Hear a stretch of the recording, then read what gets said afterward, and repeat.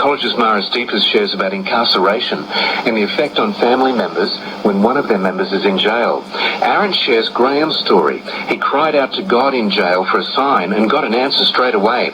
Our guest is a former policeman who shares what life was like in the force and something he used to do as he rushed into dangerous situations. And there's more to help us find freedom. Stop, reflect, refocus. This is Going Deeper. Everyone has a story. Graham told War Cry magazine that he was left on the steps of Sydney's Women's Hospital in 1963 as a newborn. Nurses named him Graham. They kept him at the hospital for 2 years and he was placed in a family who returned him after 6 months. There were other placements with orphanages and families, and there was abuse.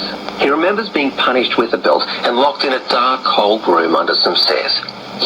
He was settled into an orphanage by 5 and told War Cry that he was black and blue and didn't know love. He would have preferred to stay with the Salvation Army lady who helped him, and remembered not letting go of her hand and her saying, "Jesus loves you." A few years later, he was adopted by another family and took their surname. At high school, he was only good at one thing, footy, and was getting expelled for fighting and had no respect for authority. He was a very angry boy. He left home at 14, surviving wherever he could, often on the streets. Drugs became a normal part of his life, and by 17 he was addicted, and that was how it would remain for the next 25 years of his life.